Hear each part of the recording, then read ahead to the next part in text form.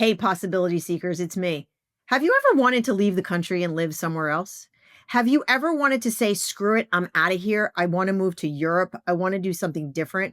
I'm tired of living here, or I hate the cold and I want to go somewhere warmer, or any of the above? Did you think about, hey, I work from home, so what difference does it make where I work from? Haha, today's episode is perfect for you. Cepee Tabibian, let me tell you her story. At the age of 35, Seppi upended her entire life by selling her belongings and moving from the US to Europe and has never looked back. Since then, she's been on a mission to help other women do the same thing through her community based business called She Hit Refresh. It's a global community of over 17,000 women of ages 30 plus who want to move abroad.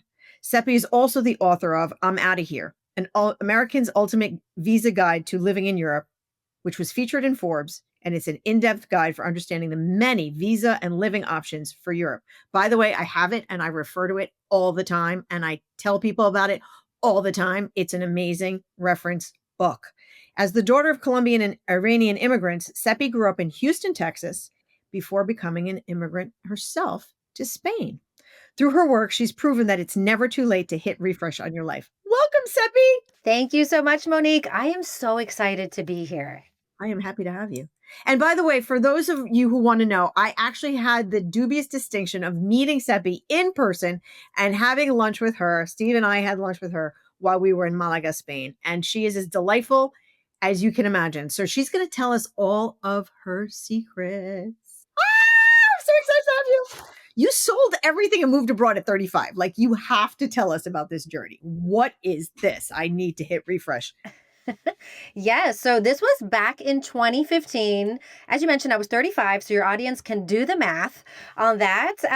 But yeah, I just got to a point where I felt that it was time to really do this again. And I'll say that again because I had actually lived in Spain a few times in my 20s. Tried and failed many times. I like to put that out there. I taught English. I studied Spanish. I did a master's, tried all these things, but they always led back to coming back to the US. So at 35, I found myself not really happy where I was in life. I had a cush life, which I think a lot of people do. So it was a good life, but I really felt like I like to say that it was getting in the way of a great life. So at 35, I was like, I think we're going to do this. And long story short, I quit my job, sold my car, packed up my stuff, and bought a one-way ticket to Madrid, Spain. Love Madrid. Oh my God, it's my favorite. I think it's a hidden gem. It is a hidden gem, and I absolutely love it. And people rave about Barcelona, but it's not my jam. I love Madrid like you do. So wait, I want to unpack that small little detail that you said. What is a cush life versus a great standing in the way of a great life? That first of all, that was soundbite was amazing, but what does that mean to you?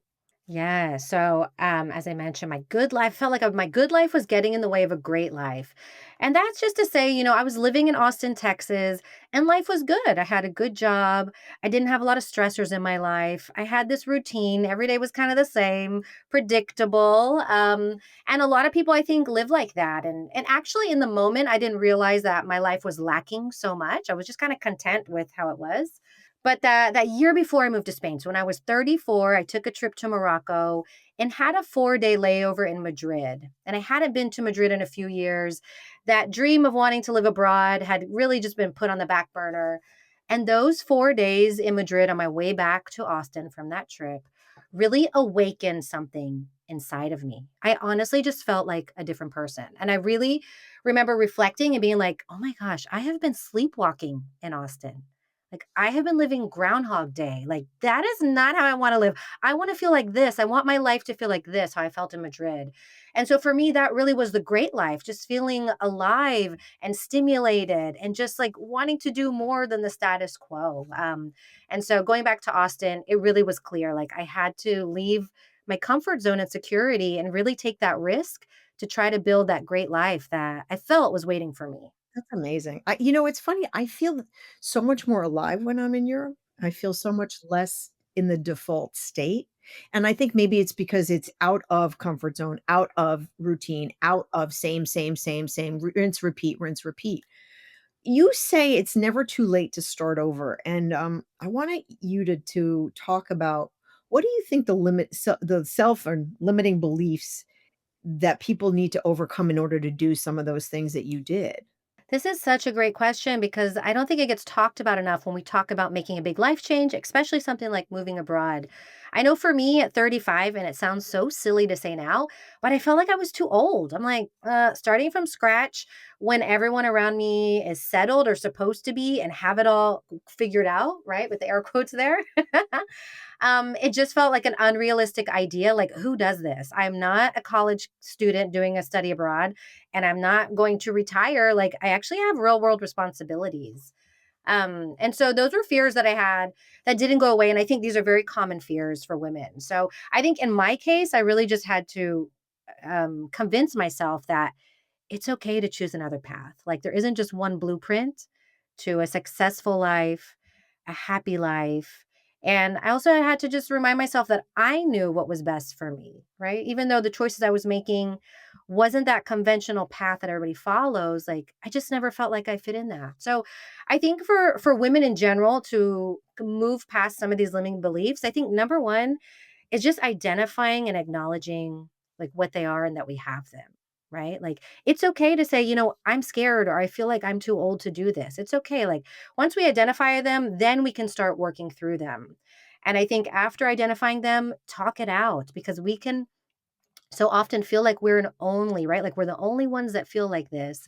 And when you talk to other people, you find out that your fears are actually pretty common. Like everybody's carrying these fears around with them and moving forward. And I would say the last thing is just find evidence that like disproves your fear. Like, in my case, I felt too old, but actually when I made the move, there were hundreds, if not thousands of women in Madrid, my age and older who had done this. So I really wasn't too old to do this. You found so you created that you found your people, as they say. Exactly. That's exactly how I put it. I found my people when I moved. Definitely.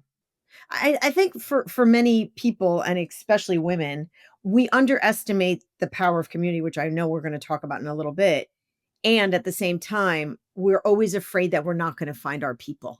Yeah. I think that's true, especially when you have when you want to do something that's outside of the box or just outside of the norm. It doesn't have to be anything wild and crazy, but anything that deviates from the norm, you can feel like, okay, well then I'm just separate from that, right? And a lot of us maybe don't have contact with people who are thinking the same way that we are or living the life the way that we are, and that can feel very lonely. Yeah, I had that connection with you, so you and Emily Hughes too, who where I met you from. You guys think differently than and I think part of it is because you have immigrant parents, right? So in your TEDx talk, you talk about immigrants are visionaries, they are risk takers, they are all of those things. How does going to a new country kind of unblock your boldness and your creativity from your perspective? Yes. Yeah. So in that TED talk, that's exactly what I wanted to uncover. I really wanted to flip the script of like immigrants. Yes, they are scrappy. They get things done. They're hardworking. But yes, as you mentioned, there's so much more like immigrants. We are visionaries. And I think that starts from even before you leave to another country, because I think, if we think about it, even just deciding to move abroad, that means you have to leave everything you know behind. And that takes I think really immense imagination to even conceive that you could have other opportunities or build a new life in a new place. So you're already a different kind of person if you want to do that. So you're already envisioning something I think that doesn't even exist yet. And so when you move abroad, you are constructing your life from scratch. And I think that forces you to really reimagine who you are and not only who you are, but what you want your life to look like. And I talk about that a lot with the women that I work with. Like a move abroad isn't just about changing locations; it's really about creating a life, right? That we want to live on our terms, not a life that we've fallen into. So I think for immigrants, that fresh start that allows them to really define, like I said, how they want to live their life, but also how they want to spend their time, what they want to be doing, what relationships they want to have. And that really takes a lot of boldness, and maybe boldness that we didn't know that we had, but we really confront that when we are dropped into a very foreign place. And I think that also just unleashes a lot of creativity because we're just looking at the world in a very novel way. Yeah, totally. So how is your experience being an immigrant in Spain brought out certain things for you? I think number 1 is moving here has just given me freedom, like this freedom to choose my identity when we're talking about, starting from scratch. So it really just allowed me what I said in my TED talk, like I think moving abroad allows you to be someone else somewhere else. And that really happened for me because in the US, as I've mentioned, like there's that path to success, climb the corporate ladder. And especially for women, there's a lot of pressure to get married, have children. Like those are markers of success. And that really wasn't the path that I felt comfortable on. So being in Spain, outside of that environment, really, I was able to release myself of those expectations. But I think also, when you're abroad, every day you're kind of a beginner because you're navigating bureaucracy that you don't understand, maybe a language that you're still learning, systems, how the culture works. And so it really humbles you because you're going to make a lot of mistakes. You're going to feel dumb. As an adult, we kind of know how to navigate our systems, but when you can't do that well, it really, you just have to let go of perfectionism, right? And you really have to embrace like this, like failing and growing, failing and growing. And so I think just having that experience made me feel a little bit more comfortable and self critical of some of the life choices I was making outside of just navigating Spain. That's such a good way to look at it. To me, what I'm hearing from you is it's really the humbling and being a beginner every day makes you also have almost also a little bit of a childlike enthusiasm because when you figure it out, you feel like, you just learned how to ride a bike or you just learned how to, speak a new language or whatever it is. It's this moment of, oh, wow, I did something I didn't think I could do. And it's this also for me, what I hear from you and what I'm passionate about is creating a life of intention, not default. You upended your life of default that was just perfectly fine, but it wasn't great.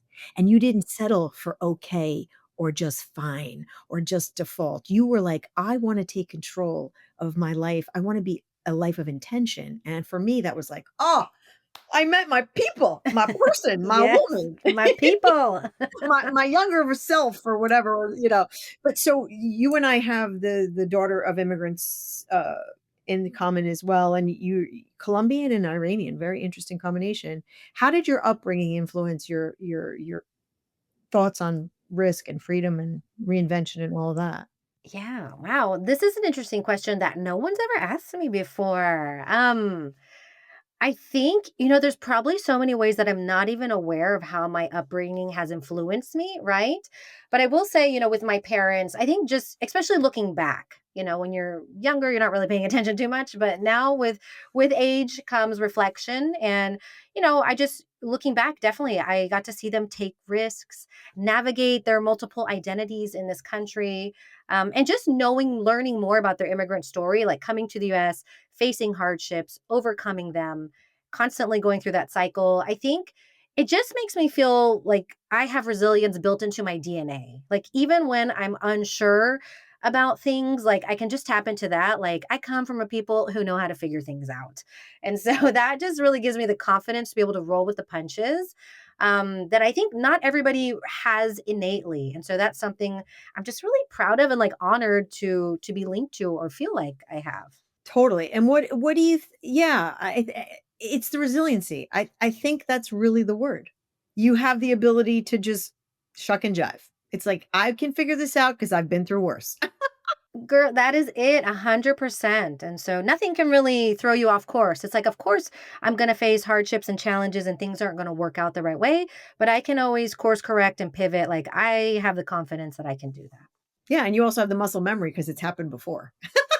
It's sort of like that kid who never gets told no or who is always told you're perfect and everybody gets a trophy. That makes me crazy. You do not create resilient humans by telling somebody that they are perfect or any of the above. It just never works. No, and the real world isn't out there rewarding us left and right. Exactly, exactly. So tell us about She Hit Refresh. I really want to hear about that. Thank you. Thank you so much. So She Refreshed, it is my community-based business. This is for women age 30 and over who want to transform their lives by moving abroad. So, specifically, this is women in the US. We also have Canadians and Brits joining us. And most of the We're women going that to are, have more Canadians joining you soon. yes, well, they are coming. People want to get out. And I mainly work with women who want to move to Europe. So, that is she hit refresh at a high level. So, what's the common threads in the women who want to come into your community and go Europe to Europe? What's the common thread? What is their motivator? What's their drivers? What are their drivers? Well, it is shifting, but I would say not to get too political, but right now I would say politics is really driving a lot of people who maybe already had the idea but have jump started that. But I would say typically women are looking for fulfillment, a more fulfilling life, right? It's just not working where they are and they don't fit there. In my case, I think also like me, they're looking for freedom as well. They're looking for also validation and permission. Like they want to do this, but again, they just feel like it's a crazy idea. So coming into a community, finding connection of people who don't think their idea is crazy, that is really, I think, what they're looking for. That's awesome. And they find you and they're like, "Oh my god, she's my person. She's my role model." Ah! And then you can say, "Look, I've been there. I've done that. It's hard." And I think your book, the I'm out of here, which by the way, as I said, I refer to and love, helps women navigate the practical side of the actual move and the actual countries and what the pros and cons are in every country. I'm just going to give the audience a real brief overview. She does a fantastic job of identifying each country, what the pros and cons are of the various locations within that country, what the at least this changes, and so that's why you've done your updates to the book. But the visa type of requirements, the citizenship track, the language barriers or non-barriers, like talking about Portugal and how so many people speak English, and talking about Spain and the different cities within Spain. So there's this there's this knowledge base that you've put into these pages. You've made it logical and approachable and doable. So tell us a little bit about what are the emotional aspects and the identity aspects of this move that you talk about and that you counsel women through? Yes. Thank you so much for that. That's so kind of you. Yes. The visa guide, if you are looking to move to Europe and you don't know what visa, might work for you, check that out. In our masterclass and in my membership community, we talk a lot about this mindset part. So, of course, there are logistics involved, right? You do have to know how to move abroad. There are certain steps you have to take, but also it's an emotional journey. I talk about a move abroad really is. Um, Emotional roller coaster. That's what I like to say. And so I think it's really important, again, to acknowledge what we're feeling, right? And you're going to feel fears and you're going to feel doubts. I think that's just normal for anyone who is making a big life change. Of course, you're going to question something you've never done before. And also that's just normal. Our bodies, our brains are just trying to protect us, right, from what it doesn't know. So for a lot of people, what we work through in my programs is acknowledging and talking it out. We have therapists come in and we just help normalize these feelings because they are normal. I always share up until the day of my flight, or actually the day of my flight, I was like, what am I doing? This is crazy. Like, did I make a mistake? So even when you really want to do something, you're going to have those feelings creeping up that are maybe having you question your decision. But all of that is totally normal. Isn't that sort of like the way of life though? People always ask me about imposter syndrome. And, I always say, and I know that it's controversial, and the first time I said it, I think a couple of women were ready to punch me. They said, "Well, imposter syndrome is good." And they were like, "No, it's not." And I go, "Yeah, it is." Because here's the thing. If you walk around comfortable, if you walk around like, "I got this is no big deal. This is fine. It's fine. It's fine." Da, da, da, and you're not uncomfortable, you're not learning anything and you're not stretching yourself and you're not going to get to your best place and you're not going to be optimizing what you're capable of. If you're a little uncomfortable, you're a little nervous, or you're a lot nervous, that means that you are challenging yourself.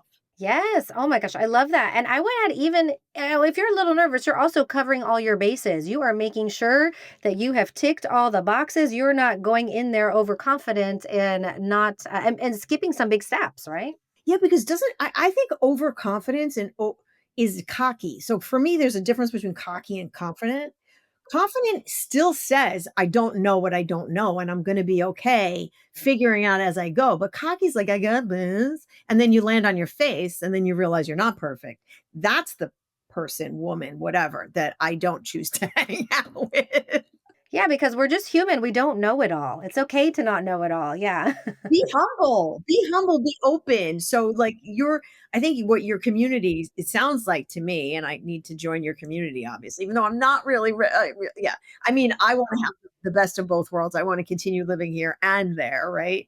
I'm working on a campaign right now to convince the other half of that. So that's my latest thing. I'm like, come on, it'll be great. We'll rent an apartment in Marbella. It'll be great. But the idea of understanding the humble aspect of it with the confidence and the willingness to learn and be vulnerable. I think when I understood how to be vulnerable, I became a better human. Yes, I'm just letting that brew because I think, when it comes to move abroad, we want our women to succeed. Like, yes, you can just move abroad on a whim and do it, but you're probably going to be packing your bags up pretty quickly to come back when you run out of money or figure out that you needed a visa that you didn't get. Like, again, if you don't check all the boxes, like, we want you to move abroad and thrive. Like, we are moving abroad in our 30s, 40s, 50s, and beyond. And so there is a lot to lose, right? It is risky. And so we really want people to set themselves up for success. And so that's going to be normal to, to have those doubts, to not know what you don't know, to ask questions and be in a space where you can do that without judgment. It's so important. Yeah. Do you find that a lot of women in your community, when they come in scared and they leave like all lit up, or is that how it's probably what happens, right? Yes, I would say not only scared, but the confusion and the doubt, the self doubt, like, oh, I could never do this. And then they find out through information, but also the community just seeing examples of women just like them who are doing this. Then they take flight. Like that for me is the most fulfilling thing is to meet my members in person in their target country when they've made that move and to see them like that journey that they've gone from confused, scared to having done the thing that they dreamed of doing. That's wonderful. So if somebody was interested in joining your community, would they go to shehitrefresh.com? Yes, you can come to my website, shehirefresh.com. We have information about the community there and my masterclass also. When does that kick off? Remind me. So, my masterclass is going to be at the end of April. God, I wish you could come to my retreat, woman. I know it looks amazing. If not this year, maybe next year. I hope so. So let me ask you something. What's something you know about freedom or reinvention that you wish you had known back when you lived in Texas? Good question.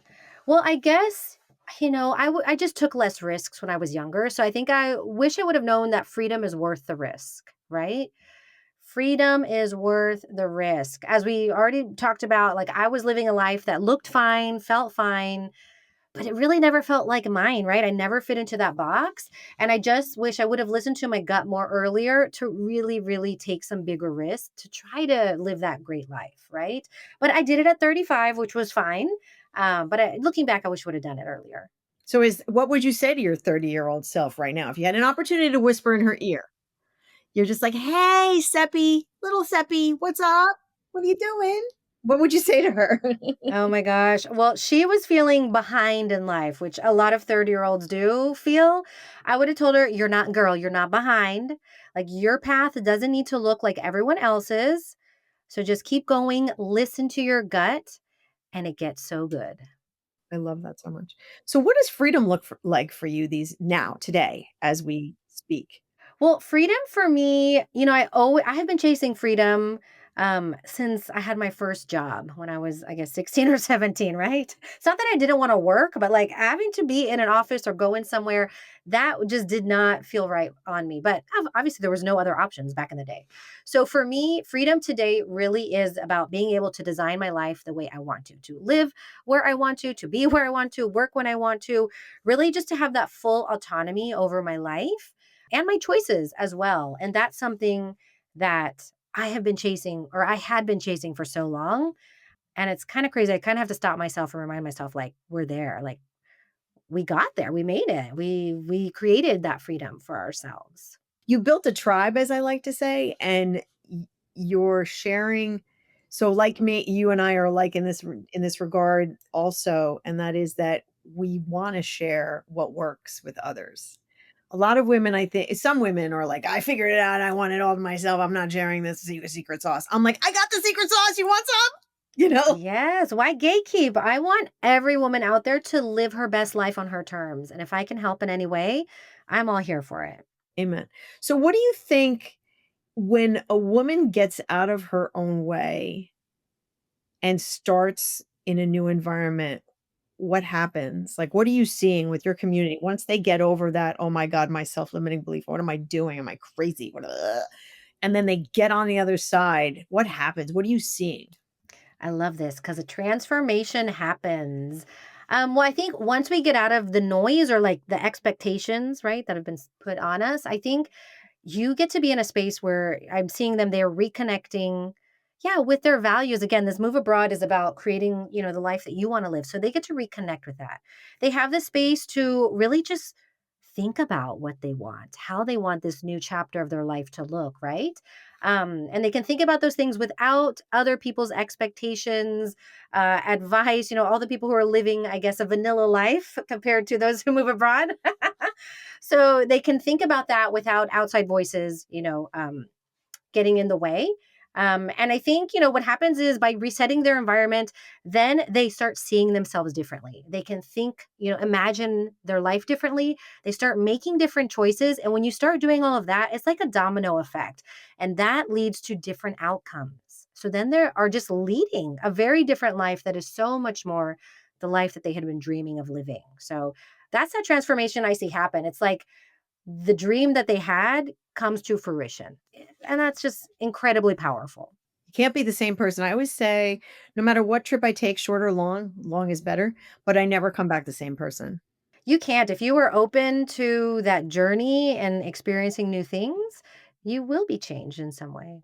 And it's always good for me. It's always good. That's for sure. What are the last parting words of advice or calls to action that you want to give the listeners about what you're doing or what they could be doing or any the topics we talked about? Any of the above, digging deeper. Let me what does that look like for you? Well, I would say because this is a time where I have seen such an uptick in women in the US who want to move abroad, who want to get out.